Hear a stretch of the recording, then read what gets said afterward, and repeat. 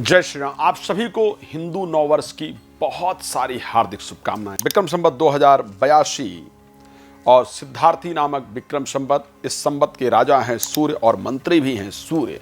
इस वर्ष में शायद बहुत सारी प्रसिद्धियां, बहुत सारी महत्वपूर्ण चीजें होने वाली हैं। नवरात्र का प्रारंभ इसी दिन से हो रहा है, तो आप सबको हिंदू नववर्ष की बहुत सारी प्रसन्नता, बहुत सारी शुभकामना। आपके लिए बहुत मंगलमय हो।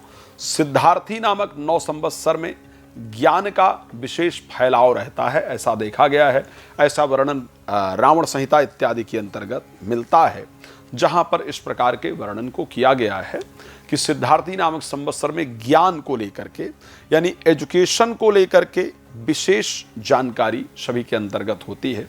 एजुकेशन का एक विशेष फैलाव देखा गया है। अब क्योंकि ये दिन नववर्ष का है, सतयुग का प्रारंभ इसी दिन से हुआ था, इस प्रकार शास्त्रोक्त मान्यता है। बहुत सारी महत्वपूर्ण जो चीज़ें हैं, युग का जो प्रारंभ है वो इसी दिन से हुआ था, महत्वपूर्ण चीज़ें होती हैं। हम सभी लोग भी नवरात्रि को बहुत भव्य तरीके से, सुंदर तरीके से मनाते हैं।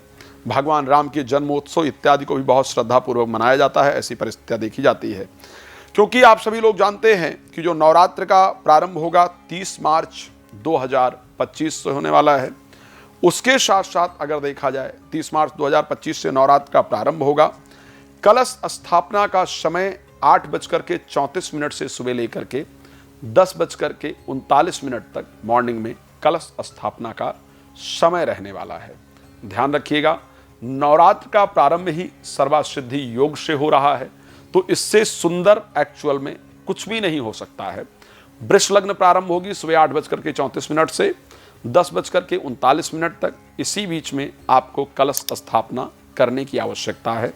9 दिन तक बहुत श्रद्धा पूर्वक दुर्गा जी की आराधना कीजिए, जिसमें प्रारंभ में जो दुर्गा अष्टमी होगी वो आपकी 5 अप्रैल को होगी। भगवान राम का जन्मोत्सव होगा 6 तारीख को, जिसको रामनवमी कहते हैं, रविवार को, यानी अगले रविवार, एक रविवार नवरात्र प्रारंभ होगा, अगले रविवार को भगवान राम का जो जन्मोत्सव है वो श्रद्धापूर्वक मनाया जाएगा। आप सभी लोग श्रद्धापूर्वक उसको मनाएं।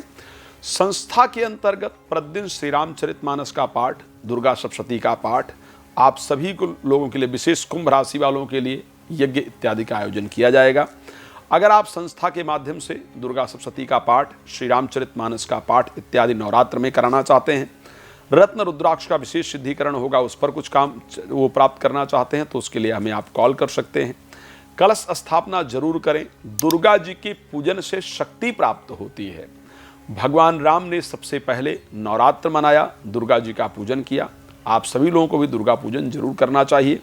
श्री रामचरितमानस के अखंड पाठ को प्रयास करना चाहिए करने का। ना संभव हो तो संस्था में अपना नाम गोत्र लिखवा दीजिए, वहाँ पर श्रद्धापूर्वक आपके लिए पाठ होगा। 9 दिनों में 9 शक्तियों की विशेष आराधना होती है। पहले दिन माँ शैलपुत्री, दूसरे दिन माता ब्रह्मचारिणी, तृतीय चंद्रघंटा, चौथे दिन माता कुष्मांडा, स्कंद माता, इस टाइम कात्यायनी, कालरात्रि, महागौरी, सिद्धात्री, इस प्रकार सभी देवियों का आवाहन होता है। पहले नवरात्र को माता दुर्गा की आराधना करते हुए अपने घर के ईशान कोण में सुंदर वेदिका सजाइए, सुंदर चौकी सजाइए, जहाँ मंदिर है वहाँ पर सजाइए। लाल कपड़ा बिछाइए। लाल कपड़े पर अगर संभव हो तो वेदी इत्यादि बना सकते हैं, ठीक है। तो माता दुर्गा की एक सुंदर चित्र लेकर के आइए, या है घर में तो उनको स्थापित कीजिए, मूर्ति इत्यादि तो उनको स्थापित कीजिए, और उसके साथ उन पर सुंदर चुन्नी इत्यादि आपको अर्पण करना है। उनको श्रद्धा से आवाहित कीजिए कि हे माँ अपनी कृपा प्रदान कीजिए, आकर के इस विग्रह में विराजमान होइए। हमसे जाने अनजाने में जो पाप कर्म हुआ हो उसको क्षमा कीजिए और हमारे पूजन को स्वीकार कीजिए। इस प्रकार माँ की विग्रह को स्थापित कीजिए। फिर स्थापित करने के बाद उनके ऊपर पुष्प चढ़ाइए, जल का छींटा लगाइए, तिलक लगाइए, चुन्नी उनको पहनाइए, और चुन्नी पहनाने के बाद भोग इत्यादि घर से बनाइए, बाहर से मिठाई मत लेके आइए। घर में सुंदर हलवा, खीर, जो भी आप बना सकते हैं उसका सुंदर भोग माँ को लगाइए। पहले दिन लाल फल से श्रद्धा से माँ का पूजन कीजिए, और उसको अर्पण करने के बाद तांबूल अर्पण कीजिए, पान एक लगा करके उसको अर्पण कीजिए। फिर श्रद्धा से ओम जय अम्बे गौरी, आप सभी लोग आरती करते हैं, श्रद्धा से माँ अम्बे की आरती कीजिए। दूसरे दिन गंगा जल माँ को जरूर अर्पण कीजिए, और श्वेत वस्त्र से माँ का पूजन कीजिए। कोशिश कीजिए खुद क्रीम कलर का वस्त्र पहनिए, और माँ को श्वेत मिठाई, सफ़ेद मिठाई स्पेशली नारियल से बनी हुई मिठाई अगर चढ़ाएंगे, घर पे बनाएंगे तो माँ बहुत प्रसन्न होती हैं। आपके इच्छा अनुसार माँ ब्रह्मचारिणी फल प्रदान करती हैं और आपके डिप्रेशन इत्यादि को दूर करती हैं। माँ चंद्रघंटा को तिल से बनी हुई मिठाई आपको जरूर अर्पण करना चाहिए, उसको स्वीकार करके माँ अपनी कृपा प्रदान करती हैं। तिल के तेल का दिया माँ के समक्ष जरूर जलाना चाहिए। 5वें दिन अगर बात की जाए तो उस चौथे दिन, मैं क्षमा चाहूँगा, चौथे दिन अगर बात की जाए तो माँ कुष्मांडा का पूजन किया जाता है। कुम्हड़े पेठे से बनी हुई मिठाई और पेठा माँ को श्रद्धा से अर्पण कीजिए और अपने जीवन में वृद्धि और प्रसन्नता के लिए माता से प्रार्थना कीजिए। 5वें दिन माँ अस्कंद माता की पूजा होती है। अस्कंद माता को श्रद्धा पूर्वक आप संतान प्राप्ति के लिए, संतान की बुद्धि को बेहतर करने के लिए पीले 5 फल लेकर के श्रद्धा से माँ को अर्पण कीजिए। 5 पीले पुष्प अर्पण कीजिए, उससे आपके बच्चों की बुद्धि अच्छी होगी, घर में शांति होगी, संतान की प्राप्ति होगी। खष्टम कात्यायनी था, मन चाहे पति या मन चाहे वर या कन्या को प्राप्त करने के लिए, साथ में वैवाहिक जीवन को बेहतर करने के लिए पंचामृत बना करके छठे नवरात्र को माँ को भोग लगाइए।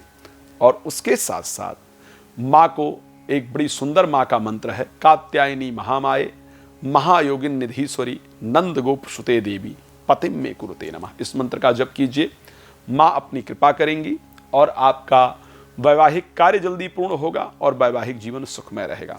सप्तम काल रात्रि, 7वें नवरात्र को माँ को 2 जायफल ला करके काट कर उसको चढ़ाना चाहिए और अपने शत्रुओं के विनाश के लिए, चाहे वो शत्रु बाहरी है और चाहे वो शत्रु अंदर हमारे बैठे हुए हैं, उनके लिए श्रद्धा पूर्वक माँ से प्रार्थना कीजिए कि माँ मेरे जो अंदर शत्रु हैं, जो मैं डिप्रेशन दे रहे हैं, एंजाइटी दे रहे हैं, फोबिया दे रहे हैं, नेगेटिविटी दे रहे हैं, डिस्ट्रैक्शन दे रहे हैं, वो दूर हो जाएं, हम प्रसन्न हों, डिप्रेशन इत्यादि दूर हो और जो बाहर शत्रु मुझे परेशान कर रहे हैं वो मेरे शत्रु दूर हो जाएं, उसके लिए माँ से प्रार्थना कीजिए।